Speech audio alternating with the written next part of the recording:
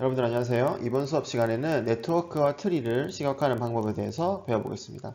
이 수업은 별로 길진 않을 텐데 이 수업이 끝나고 랩 세션에서 D3를 이제 본격적으로 배워볼 겁니다. 여러분들이 아직 자바스크립트에 익숙하시지 않기 때문에 아마 처음에는 D3DS 배우는데 D3 문법도 좀 어려운데 자바스크립트도 잘 모르셔서 조금 이제 애로사항이 있을 수 있는데요. 그래서 제가 내드린 그 과제에서 그 튜토리얼을 하면서 자바스크립트에 빨리 익숙해지는 거를 이제 권장드리고요. 그리고 D3를 좀 배우고 나서 수업 시간에 한번 실제로 이 라이브 미팅을 가지고 D3 코딩하는 방법이나 이런 것들에 대해서 뭐 질문사항이 있거나 아니면 제가 몇 가지 팁을 좀 드리는 그런 시간을 다음 주나 다다음 주에 가져보도록 하겠습니다. 네, 그럼 이제 수업 시작하겠습니다. 네, 저번 수업부터 잠깐 복습을 하자면 저번 수업에는 이제 테이블 데이터셋을 시각화하는 방법에 대해 배웠는데 크게 시각화하고자 하는 열의 속성과 타입이 무엇인지에 따라서 여러 가지 시각화 기법을 사용할 수 있는 게 있고 없는 게 있었죠. 그래서 만약에 애트리뷰트가 하나는 키고 하나는 밸류를 시각하고 싶다. 그러면 이런 것들을 쓸 수 있었고요. 두 개의 키, 하나의 밸류, 뭐 이런 방법들, 두 개의 밸류, 스캐터 플롯, 밸류가 여러 개 있으면 뭐 이런 방법, 그리고 percentage comparison 같은 경우에는 이런 시각화 기법, visualization idiom이라고 부르죠. 저희 교과서에는 네, 이런 방법을 통해서 시각화할 수 있다는 걸 배웠습니다.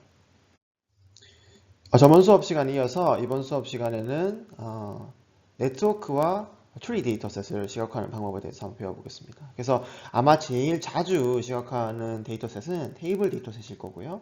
그 다음으로 자주 이제 시각화하는 데이터셋이 네트워크와 트리일 겁니다. 그래서 네트워크는 노드와 링크로 구성되어 있고 노드가 아이템인 거고요. 링크는 두 개의 아이템 간의 관계를 기술하는 그런 개념이었고요. 네트워크와 트리의 차이는 트리는 사이클이 없는 거고요. 그리고 노드와 링크 둘 다 각각 속성을 가질 수가 있고요. 그래서 이런 속성도 시각화에 함께 보여줄 수가 있겠죠.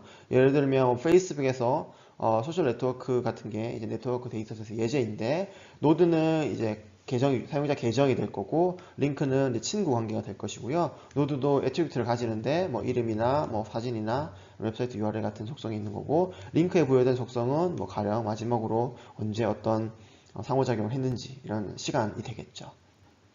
정보 시각화 분야에서 이 네트워크 시각화는 굉장히 오래된 분야 중에 하나예요. 아주 초창기 예제를 보면 뭐 여행, 그러니까 비행기의 뭐 정보들, 예를 들어서 뭐 공항이 있고 공항 여객편에 몇 시에 출발해서 어디서부터 어디까지 도착하는지, 아니면 철도 좀 더 예전으로 가면 이런 것들이 이제 컴퓨터로 정보 시각화를 많이 그리기 이전부터 있었고요. 그 이후에는 이제 조금 뭐 한 40년, 50년 정도 전에 웹이 처음 나왔을 때 이제 웹에 이제 문서가 하나가 있고 노드가 되는 거죠. 문서 간의 관계, 이제 하이퍼링크로 연결되어 있잖아요. 그런 것들의 관계 시각화를 해서 이제 사용자가 전체적인 웹 구조를 브라우저할 수 있도록 뭐 지금은 이제 서치 엔진이 워낙 많이 발달해서 이런 시각화는 잘 안 되고 있지만 어쨌든 초창기에는 이런 것들이 많이 이루어졌었고 그 다음에는 조금 한 2, 30년 정도 전으로 오면 소셜 네트워크, 페이스북이나 트위터 같은 것들이 이제 나오면서 이 관계를 보여주는 그런 네트워크 시각화가 많이 활발하게 연구가 되었고요. 뭐 이런 데이터셋은 아직까지도 많이 사용되고 있습니다. 그리고 꾸준히 이제 어, 생물정보학 분야에서 이제 바이오로지컬 패스웨이라고 이제 분자들이 어떻게 이제 바뀌고 세포 안에서 어떤 경로를 따라서 어떻게 바뀌는지 이것도 역시 네트워크 데이터고 지금도 꾸준히 연구되고 있는 분야고요. 아주 이제 최근 뭐 10년 정도 안으로 오면 이제 많이 부상하는 네트워크는 이제 비트코인 트랜잭션 보여주는 시각화들. 예를 들어서 뭐 계좌들이 있고 그 계좌 간의 암호화폐들이 어떻게 움직이는지, 그래서 뭐 누가 도미 런트하게 가지고 있고 뭐 이때 뭐 어떤 수상한 트랜잭션을 찾는 등의 행위를 하는 그런 이제 새로운 형태의 네트워크 시각화로 떠오르고 있고, 그리고 이제 가장 많이 최근에 활발하게 연구되고 있는 분야가 이 네트워크 중에서도 이제 Artificial Neural Network, AN이죠. 그래서 이제 기계학습에서 사용되는 그 인공신경망 구조를 시각화하고, 그리고 그 구조에서 어떻게 웨이트가 뭐 바뀌는지, 그리고 이 입력 같은 경우에는 네트워크의 어떤 곳에서 이미지가 뭐 클래시피케이션이 되었는지, 이런 것들을 이제 워낙 이제 인공신경망이 인간이 이해하기는 좀 어렵기 때문에 그런 것들을 좀 트랜스페런트하게 바꾸려는 그런 방향으로 네트워크 시각화가 이루어지고 있습니다. 그래서 이런 최신 분야를 제가 뭐 마지막 부분에 좀 소개를 하겠지만 이번 수업 시간에는 좀 더 근본적으로 이제 네트워크 시각화들이 옛날에 어떻게 시작되고 굉장히 많이 쓰이는 것들이 많이 쓰이는 이디엄들이 뭐가 있는지 한번 배워보겠습니다. 네트워크 시각화가 굉장히 많이 연구되었지만 그래도 크게 나눈다 그러면 이 두 개로 나눌 수 있습니다. 노드 링크 다이어그램과 adjacency matrix, 인접 행렬입니다. 그래서 노드 링크 다이어그램은 이제 이렇게 노드를 하나의 아이템을 이렇게 노드로 그리고 이 링크를 이게 선으로 커넥션 마크죠. 커넥션 마크를 통해서 보여주는 방법이고 adjacency matrix 같은 경우에는 노드를 가로행과 세로 열의 줄을 일렬로 나열하고 그 둘의 관계를 이렇게 만나는 그 셀에 보여주는 방법입니다. 그래서 이 두 기법에 대해서 좀 배워볼 거고요. 그래서 핵심 질문은 뭐냐면 뭐가 더 좋냐는 겁니다. 그래서 노드링크 다이어그램이 어떨 때 좋고 어드제이센스 매트릭스는 어떨 때 좋은지를 이해하는 게 가장 중요한 부분이고요. 그리고 이제 일반적인 네트워크 데이터는 못 보여주지만 트리를 시각하는 방법들이 좀 있습니다. 예를 들어서 뭐 트리맵 같은 게 있는데 그런 것들은 이제 컨테인먼트 마크를 쓰거든요. 그래서 이 예제를 몇 개 보여드리도록 하겠습니다. 자, 먼저 노드 링크 다이어그램부터 배워보겠습니다. 일단 노드 링크 다이어그램을 일반적인 그래프 또는 네트워크를 시각하게 하기 위해서 쓸 수도 있고 그게 아니면 조금 더 간단한 형태인 트리를 시각하기 위해 쓸 수도 있습니다. 그런데 일단은 트리부터 시작합시다. 왜냐하면 그래프는 좀 더 어렵기 때문에.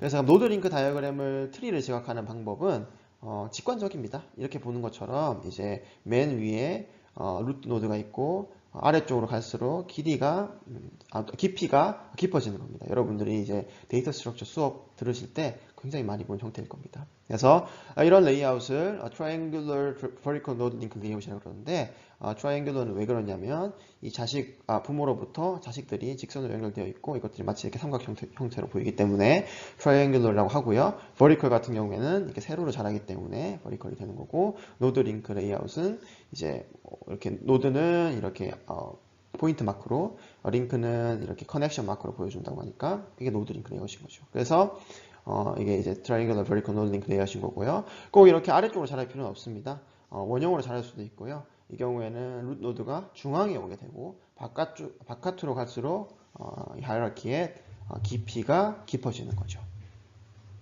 그리고 여기 스플라인 같은 경우에는 이 부모와 자식들을 직선이 아니라 이 스플라인 곡선으로 이었다는 의미입니다.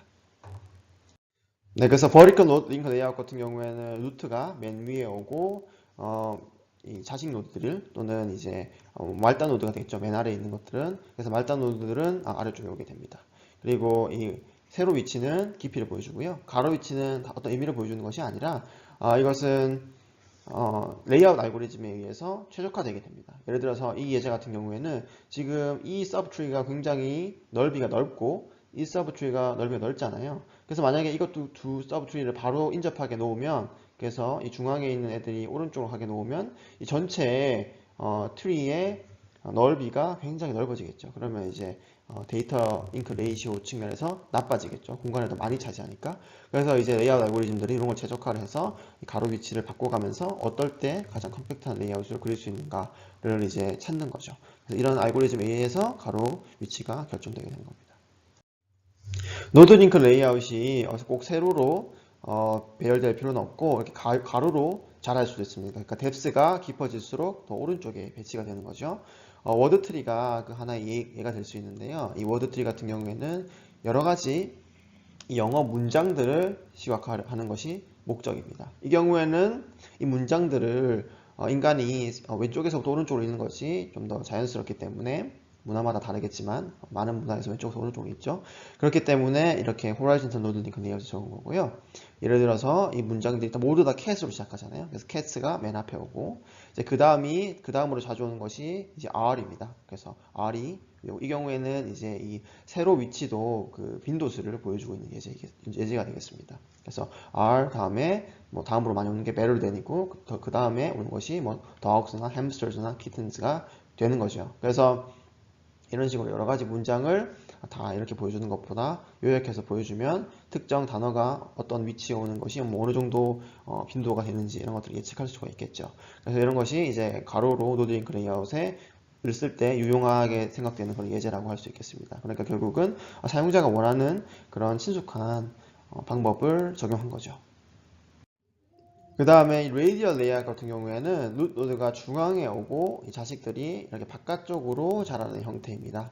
이 경우에는 이 절대적인 위치가 의미가 없고 세로 위치, 가로 위치, 각 노드의 위치는 이 알고리즘이 이렇게 오버랩을 줄이기 위해서 최적화를 해서 그리게 되는 거죠. 근데 이 경우에는 이게 사실은 이런 형태의 레이아웃이 실제로 큰 데이터를 보기에는 적합하진 않습니다. 그 이유가 뭐냐면 이 예제 같은 경우에 지금 가로랑 세로가 동시에 자라잖아요. 자랄 수 있잖아요. 노드 뎁스가 깊어지면서 흔히 이렇게 한쪽으로만 자라는 것이 아니라 양쪽으로 다 자라는 것을 화면에 그리게 되면 사용자가 브라우징 하기가 굉장히 어렵습니다. 왼쪽으로도 움직였다가 아래쪽으로 움직여야 되는 거죠. 그래서 일반적으로는 뭔가 컴팩트하게 보여주려거나 아니면 좀 더 사용자에게 이 내비게이션을 쉽게 하려면은 한쪽으로 자라는 형태가 좀 더 구현하기 쉽긴 합니다. 그렇지만 이 레이디얼 레이아웃 같은 경우에도 만약에 정방 형태의 시각화 공간에 뭔가를 그리기 위해서는 굉장히 컴팩트하게 많은 정보를 보여줄 수 있는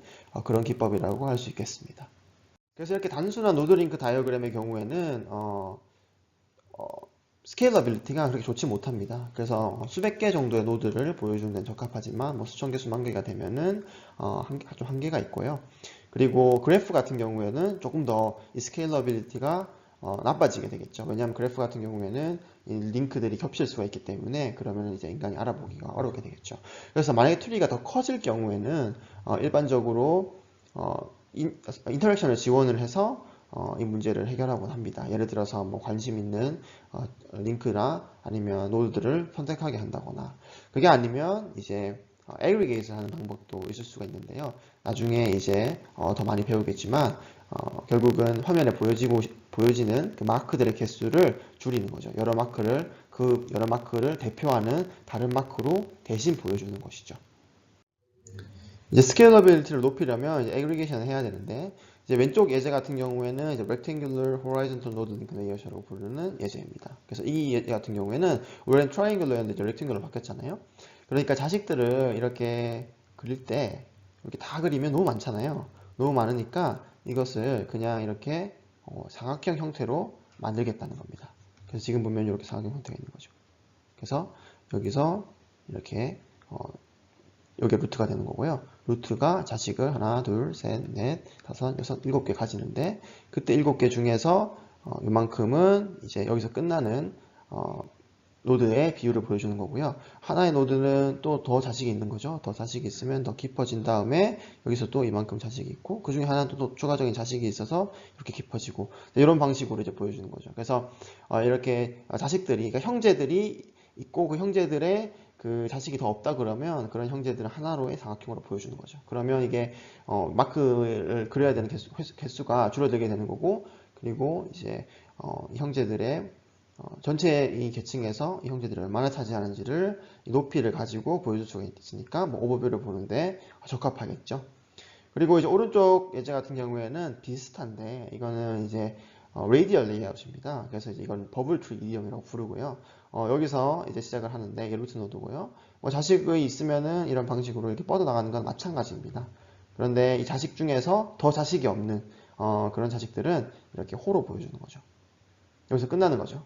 만약 자식이 있으면 이제 간 다음에 그 자식을 루트로 삼아서 또 재기적으로 레이아웃이 만들어지는 겁니다. 그래서 여기서는 또 이만큼은 또 자식이 없는 그런 비율이고 그 다음에 다시 이렇게 내려가서 얘는 자식이 하나가 있고 여기서 또 이렇게 보여주는 거고 뭐 이런 방식으로 이 전체적인 계층을 시각화하는 예제가 되겠습니다. 앞서 보여드린 예제들은 이제 트리를 시각화하는 방법들이었잖아요. 근데 좀 더 일반적인 네트워크 데이터셋으로 한번 가보겠습니다. 네트워크 데이터셋을 시각화하려고 하면 일단 저희가 맨 먼저 항상 해야 되는 게 사용자가 네트워크 다이렉터를 시각화했을 때 어떤 과업을 수행하고 싶은지를 먼저 파악하는 겁니다. 자, 그러면 이것을 이제 맨땅에서 하기보다는 도대체 이 전체적인 이 태스크 스페이스가 어떤 태스크가 있고 이 중에서 지금 제가 가지고 있는 시나리오에 적합한 것이 무엇이냐 찾는 것이 좀 더 편하겠죠. 맨땅에서 이런 과업을 도출하는 것보다. 그래서 이런 이제 과업들을 나열해둔 그런 연구들이 정보시각화 분야에서 상당히 많이 이루어졌는데 예를 들면은 이제 그래프 비주얼리제이션에서 과업들을 나열한 거니까 이제 Task Taxonomy of Graph Visualization이 되는 거죠. 그래서 이제 이전에 이봉신 박사님이란 분이 이제 이런 논문을 그래프 비주얼리제이션에서 사용자가 할 만한 그런 과업들을 쭉 나열해둔 그런 논문이 있고요. 그래서 이 논문에 따르면 굉장히 많은 과업들을 나열하고 있습니다. 그래서 크게 묵자 그러면 이제 토폴로지 베이스 태스크가 있을 수 있는데요. 이 경우에는 이제 예를 들면은 특정 노드에서 인접한 노드들을 찾는 그런 과업이 있을 수가 있고요.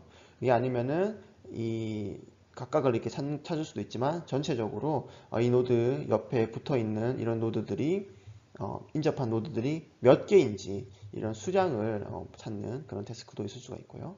그리고 그 다음 이제 카테고리는 이제 attribute based task인데요. 이 경우에는 이제 노드들이 엄청 많을 거잖아요. 이 중에서 뭐 특정 애트리뷰트를 가지고 있는 노드를 찾아라 이런 게 되는 거죠. 그래서 예를 들면 뭐 그냥 일반적으로 애트리뷰트가 하나도 시각화 안 되면 당연히 불가능한 거고요.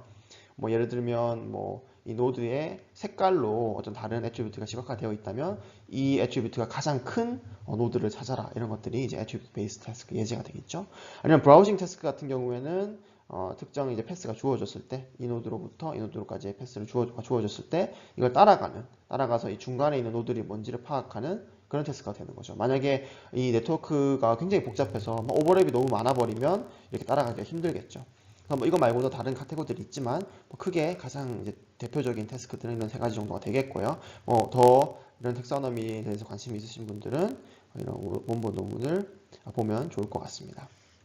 자, 그럼 앞서 이제 소개 드린 그런 태스크 텍사너미를 기반으로 여러분들의 수행하고자 하는 과업들을 찾은 다음에 그 과업에 적합한 시각화 EDM을 사용해야 될 텐데 그때는 이제 크게 두 가지가 있다고 제가 설명드렸죠. 노드 링크 다이어그램과 인접 연결입니다. 자, 먼저 노드 링크 다이어그램부터 한번 봅시다.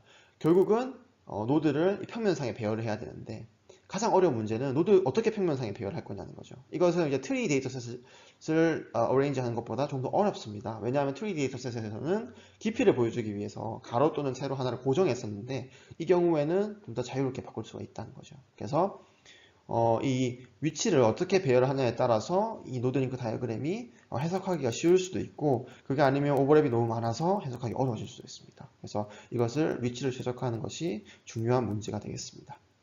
그래서 네트워크 데이터셋을 시각화할 때 이 2차원 공간에서 가장 좋은 레이아웃을 찾는 이런 연구들이 독자적인 연구 분야가 있을 정도로 방대하게 이루어졌습니다. 그래서 이 분야를 이제 그래프 드로잉이라고 부르고요. 자, 그러면 어떤 그래프가 먼저 좋은 그래프인지를 얘기할 수 있어야 되잖아요. 이 경우에도 굉장히 많은 그런 조건들이 있을 수 있습니다. 가령 이런 엣지들이 많이 안 겹치면 좋겠죠. 예를 들어서 뭐 이런 식으로 엣지들이 이렇게 많이 겹치게 되면 결국은 이 엣지들이 이렇게 따라가기 어려워지는 거잖아요. 그래서 엣지 크로싱을 최소화하는 그런 알고리즘도 있을 수가 있는 거고 그리고 이 그래프가 만약에 대칭일 경우에는 그 대칭성을 잘 보여주는 그런 것도 어떤 조건이 하나 들어갈 수 있겠고요. 그리고 이제 엣지가 이 그래프 상에서 휠 때가 있어요. 왜 휘냐면 이렇게 노드들이 이 노드와 이 노드를 이어야 되는데 바로 이으면 되는데 이 중앙에 다른 노드들이 배열될 수도 있잖아요. 그러면 이 엣지가 이렇게 휘어야 되는 거죠. 왜냐하면 노드 위를 지나갈 수는 없으니까. 그런데 막 여기도 이렇게 노드가 하나가 있다. 자, 그러면은 이것들을 좀 더 휘어서 뭐 이런 식으로 그려줘야 되는 거죠. 그래서 이렇게 휘는 횟수를 최소화하는 그런 알고리즘들도 있을 수가 있는 거고요. 그리고 이 같은 버텍스에 있는 엣지 중에서 가장 작은 각도를 최대화하는 이것도 역시 조건이 될 수 있습니다. 가령 이제 여기서 노드가 하나가 있는데 노드 두 개가 이렇게 있으면 이 엣지와 이 엣지가 각도가 굉장히 작잖아요. 그러면 만약에 노드가 많아지면 이 두 개의 엣지를 구분하기 힘들어질 수도 있겠죠. 그래서 이것들이 좀 더 커지게 레이아웃을 만드는 그런 알고리즘들도 있을 수가 있고요. 그리고 뭐 엣지의 길이 합을 최소화하고 그리고 엣지의 길이의 최대를 최소화하는 그런 알고리즘도 있을 수가 있습니다. 이거는 뭐 노드가 이렇게 있으면 엣지의 길이가 너무 길어지면은 사용자가 따라하기 어렵잖아요. 그러니까 이걸 짧게 만들면 좋은 거고, 그리고 이 엣지들의 랭스를 합을 최소화해서 이렇게 짧은 엣지 때문에 이렇게 나가면 더 좋겠죠. 이쪽으로 이제 레이아웃을 바꿀 수도 있는 거고, 뭐 이런 아니면 전체적인 그래프를 그리는 영역을 가장 컴팩트하게 작게 만들어서 데이터 인크리에이션을 높이는 그런 알고리즘도 있을 수가 있겠죠. 그래서 이 모든 걸 한 번에 하는 그런 만능 키 같은 그런 알고리즘은 없고요. 그래서 이제 시나리오에 따라서 필요한 것들을 위주로 최적화를 하게 됩니다.